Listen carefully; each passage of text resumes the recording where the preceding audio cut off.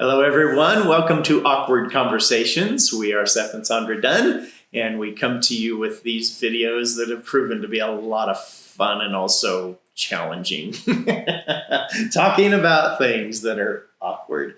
Now, this is going to be not awkward, but interesting because it is Christmas. I love the holiday season. I love Christmas. And if you're watching this at a later time, it's Christmas 2024.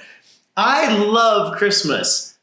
But part of what we want to talk about today is not everybody is exuberant like this about Christmas, right? Right. A lot of people, I know people that, the holidays in general, specifically Christmas, are not a positive thing. Right. And so we're going to speak to that today, which is a little tricky to speak to because I absolutely love this season. I love Christmas. I have hardly anything but positive He's always like, memories. Oh. I just don't get it. I don't understand why people can't enjoy Christmas. The best time of the year. In private, he's a little judgy about What? That just got awkward. I wasn't going to say anything, but then I thought, this is awkward conversations. You should know. Yeah, you should know. No, but I know, you've just had such a good... Oh, man, yes. Good experiences over Christmas. Yeah. All the time. Yes. I grew up where we celebrated Christmas, but kind of not... It wasn't extravagant. We couldn't have a Christmas tree. We couldn't have a lot of decorations. It was pretty minimal. I remember our first Christmas tree. Really? And it was, to this day, it was the most beautiful tree I've ever seen. And I'm positive if we had a picture of it, you would go, that is the ugliest Christmas tree. One ugly tree. But because we had never had one, it was such a sweet moment for me. Yeah. So my Christmas experience has not been negative. I will say, living with Seth, sometimes it's frustrating because he wants to watch Christmas movies. I'm talking Hallmark Christmas movies. Cheesy ones. The good ones too. 24/7. And just leave them on the whole entire season. And I'm like, good Lord. Well, number one, I can't handle the same story told 1,000 different ways. It's the same story. I love it. Anyway. And Christmas music too. We usually put a date on Yes. when we can start it if she's with me. If he's in the truck, he'll listen to Christmas music. Maybe in October. I don't actually know. But you don't know. I don't start Christmas music until after November 15th, usually after Thanksgiving. To me, I'm I really want to celebrate Thanksgiving first. Yeah. Anyway, so I can't fair. completely identify with people who have Right. a negative view, but I will say if you had a negative view and then you were living with somebody who had such a positive view, Yes. it would be super hard. It would. Be oh no, not And this again. this is why we're talking about this today, because that's legit for people, right?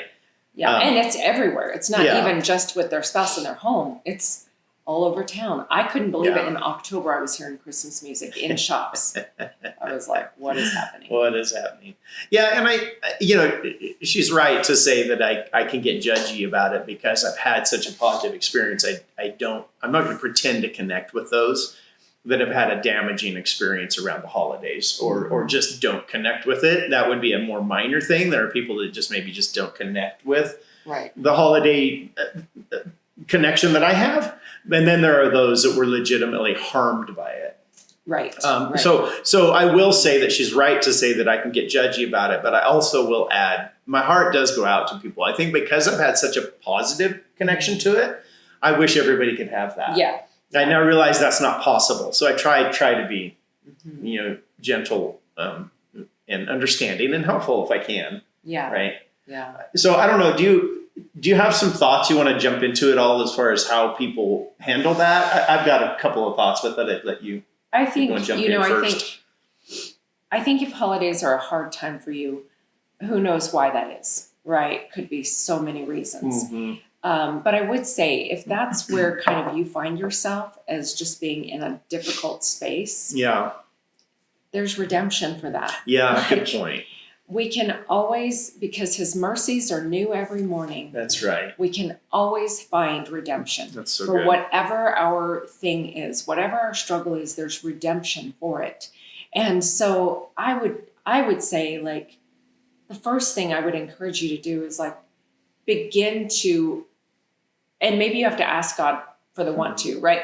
Like, Yeah. for some of us, we know we're supposed to forgive somebody, but we don't want to. So the first step is like, God, help me want to. Yeah. Like, help me understand why. Sure. And so I think it's Sure. like that with this. Maybe you don't want to enjoy it. Maybe you just, 'Cause it's you that had this negative. bad thing and you don't actually want to enjoy it because it's been so bad. Mm. And I would say, so the first step is finding a way to go, no, I kind of actually do want to Yeah. begin to enjoy this. Or say to God, I know, like, this is when my life began, essentially, because Right. Jesus was born. That's the yes. So it's like, maybe start with the first step being, help me want to Yeah. enjoy the holidays. Yeah. And part of what we don't enjoy about the holidays for a lot of people, I know, is the commercialism. Mm. And I would just say, just because there's commercialism out there doesn't mean you have to give into it. I know it's everywhere. I understand that. It's in your Sure. face. It's in, it's in the Sure. commercials. It's in, it's everywhere. Even when I was listening to Christmas music in the store, I was like, the only reason they're doing this is to get us to buy gifts, right? Like, Get us in that mood. but that is a very cynical view. Right. And the thing is, if you don't have the money, find ways to celebrate Christmas and make it good without the money. Yeah. Like, Yeah. it's okay to find ways to enjoy the season. Mm-hmm. But again, the first step is, do you want that? Yeah. Like, can you get to the place where you want to enjoy the season? Yeah. And begin to ask God for that desire. And then secondarily, begin to ask God for the redemption Yeah. of like, okay, I get to have some say in my life now. Maybe, maybe your bad experience was as a kid. Well, you're a grown up now. You get to make some different choices, right? Right. So maybe you can find a way to decide and embrace and choose to have redemption over the season. Yeah. And instead find a way to celebrate the birth of Jesus, the life of Jesus that Yeah. God gave you, Mhm. like, he's chosen us. Yeah. And he's chosen us because he loves us. And he gave us Jesus because Right. he loves us. And so to me, it's worth finding a way to celebrate the season because it is a beautiful season, minus all the chaos, Right. minus all the commercialism. Right. Like, can you find a way to celebrate Jesus I mean, and his birth? thank you for speaking to that way, because that is the heart of the season. Exactly. I mean, I don't mind the commercialism and so forth, but it's because I have such a positive connection to. Right. I think it's every piece and part. I don't think I have any negative association. Yeah. So it's easy for me to do that. But I will say thank you, because that can be redeemed, Absolutely. and it should start at the heart. Right. Which is the story of Jesus and his birth. So some real practical ways to do what Sandra was just outlining there would be to go read the scriptures, specifically that outline the scripture story, the events. Just go read the Bible directly and read the story. That alone is so moving. And not just reading the Bible, but like put yourself in Yeah. there and think about, Right. what was that like to be Mary? What was that like to be Joseph? Yeah. What was it like to be the shepherds and the wise men and the animals? I know, right? Thinking through that story is phenomenal. It really is. And to me, that would be a great point of redemption. Mm-hmm. There's some great tools too. Like, there are some wonderful Advent devotionals out there. I also will just throw in here, because I don't want to forget to do this, but Jim Richards, I mean, if you watch us much at all, you hear us mention Dr. James B. Richards. If you want to look him up, Impact Ministries out of Huntsville. There's a lot of Impact Ministries, but he's in Huntsville, Alabama. If you look him up, he had a horrific childhood that included a horrific connection with Christmas. I mean, horrible. Seasons, holidays. He has a fabulous teaching about redeeming it. Mm-hmm. So he's experienced that redemption. Right. And he has a wonderful teaching if you want to go that way. That's different, though, than just beginning to dig in and just read the story Yeah. and get those teachings just specifically about the story. So, Yeah. oh, thank you. I mean, redeem it. Yeah. Right? Now, Very good. Are we ready to kind of move into the next? We probably should, yeah. So here's the other thing that you can do to redeem your holiday. Yes. Find, if it's not family, find people who also are available and want to figure out how to have a fun season. Yeah. And part of that includes finding fun activities to do. If you are having fun activities, it is going to bring so much refreshment to your soul. Yeah. So I would just encourage you, find fun activities. Yeah. There's all kinds of Christmas games, where you can do things very inexpensively. Some are free. So finding fun activities is key. Can I share a fun activity? Yes. Yeah, We're going to actually give you some ideas. I've got so many. Okay. So, but here's one we've done, and I can't remember if we did this as a child, when I was a child, but we certainly did it with our children, is we would go out once people have put up Christmas lights. We would just go out and drive and look at Christmas lights. Go to Starbucks, because he would to just make it be even more happy fun. to go drive around and look at lights. That's great. But if you want to escalate it, Yes. go to Starbucks. If you can't afford Starbucks, make a hot chocolate And at take your it house. with you. Or, Take it with you. Something have to a make hot it fun. chocolate. Have Christmas music playing while you're driving around. Yeah. Stop at places. Get out. Walk. They have lots of where some of the houses that have lots of little characters or whatever. Get out. Go look at them. Put your coat on. Take your coat off. Get back in the car. All of that is just part of the fun of it. It is part of the fun of it because it's memory making. For me, it's so special. So our daughter Mackenzie, and then our oldest granddaughter Sadie. They're the two. Others would do it some, but they're the two that would always jump out of the vehicle with me and do what Sandra's describing and go wander and look, even when it was there have been some times when it was -12, -15. We are talking cold. And I understand why people don't want to get out, but those two would always jump out and go look at the little things and stuff with me. So it's not the reason this has value. Yeah, the lights are pretty and the fun little things, they're nice, but it creates memories. Yeah. Right. And that's part of the thing here is find things you like to help with the redemption. Yeah. Right. That you can do every year. Because also part of it is the consistency. Sure. In the church world, we consistently take communion. We consistently see people baptized. There are things, right? There are things that we do consistently to remind us who we are and what we're about. And that's kind of what traditions are doing is that consistent thing where this is a thing we do because this is part of who we are. Yeah. I will say when we go looking at lights, Seth years ago bought a blanket that we can plug into the plug-in thing in the car, right? Yeah, yeah. And so I can sit there under a heated blanket, so no way am I getting out. And my daughter-in-law is the same. No, she and I'll just sit there with our blankets and our hot chocolate and be like, this is great. It really comes down to what makes it fun for you. Here's one of the things we've done a bit more recently too. Again, we're just throwing ideas out there, right? So with this one activity of looking at lights, we've given the idea of, buy or take a nice warm drink with you if that makes it nice. Or, do it with other people, of course. By yourself might not be as much fun. So but you can. I wanted to touch on that. So go ahead. Okay. Well, what I was going to say is something about this variety. I'm sorry, I lost my train of thought there. Sorry. Variety and so forth. Oh, one of the things that I finally caught on to is I really enjoy it more if I'm not driving.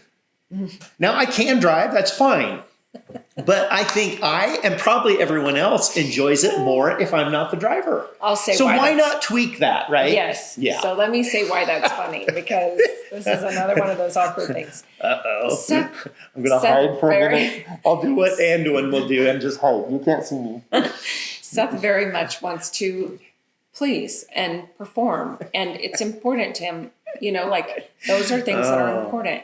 Whereas I don't give a crap. So I can drive and I can go wherever I want. And it feels joyous to me because then I'm not because what happens when Seth's driving is everybody's like, wait, go down there. Well, why didn't we go? Well, we could have got, you know. And so for me, and I'm just like, yep, we'll get there.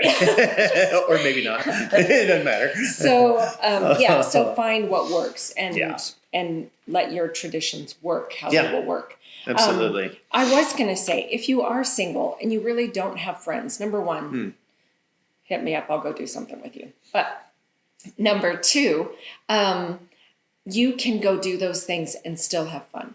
Like, it is okay for you to go celebrate and have fun as an individual. Absolutely. Still put on Christmas music, still go grab a coffee or a chocolate or make one, still go drive around, look at lights. Like, it's okay because you can put Jesus right in the seat next to you right. and you and he can talk the whole time you're out looking at lights, right? Yeah, absolutely. I just think it's easy when you're alone to let yourself just sit at home and be depressed and sit at home and mourn. And and I understand that because I'm very much like people geared and friends geared. And so people are really important to me. Yeah. And so I understand it, but I just think it's worth making the effort to go ahead and do some things on your own that are fun. Create your own traditions. I suppose time-wise, we're needing to wind up a little bit. I have some more fun ideas. What if we just very quickly go through them? So maybe go on a hike. Yeah. Even if it's cold. A wintry hike. Go on a hike. Yeah. Another one. Others will be in the Christmas mood too that you'll bump into doing that. I personally like to just go walk around our local lake. Christmas Eve services. Most churches do a Christmas Eve service, and they really vary, but most of them they're so much fun. Even if they're on the end of being really professional or they're kind of cheesy, it doesn't matter. They're telling the story, and most of them include candle lighting, and it just can be a sweet experience. There's things always, I mean, most communities have sort of like a walk through Christmas area, you know, where you can walk around and see lights and see characters, Santa and snowmen and whatever, you know. Whatever. So find what your community has that you can go walk through. There's often light the lights parades. There's you know, there's so many things. So and decide, like, we always have the same meal Christmas Eve, like we do. Is very non-traditional. We do lasagna. Yeah. And that's been a thing for us for, 35 years. I mean, our whole marriage anyway. Yeah. I don't know how that one started. So just find those things that are fun activities and build on them and do them every year. And, you know, they become really special. You can't let certain ones go. Like every year we might do an activity, but we're going to change it up. Like we're not playing the same game every year. You know, like, always play a game, but maybe it's different every year. I don't know if it was last year, and we certainly wouldn't do this every year, but we drove like 2 hours to a large ministry that does a fabulous production. Yeah. And we did that with a couple of our son and daughter and granddaughter. Okay, that's right. I couldn't remember exactly who all went, but we had fun, so right? Fun. And that's not something you would do every year, but find those kinds of things even, right? To filter in and Yeah. Cool. Fun. So find a way to make it fun. Find a way to redeem it. Yeah. It can be good. It can be. Yes. So this comes for you. Yeah. Hope. Yes. To give you some hope that this can be a good season. It can be fun. You can find ways to enjoy it. So with that, I hope maybe this will mean something to you, but we genuinely say to all of you, Merry Christmas. This is a delightful time of year. Feliz Navidad. Yeah. We love you all, and thank you so much for watching. And I just hope that this Christmas can be a little sweeter for you as a result of hearing these thoughts. So. Thank you for watching. We really appreciate you joining us in this adventure of awkward conversations. Be sure and ring that bell, like and subscribe so others will hear about this as well.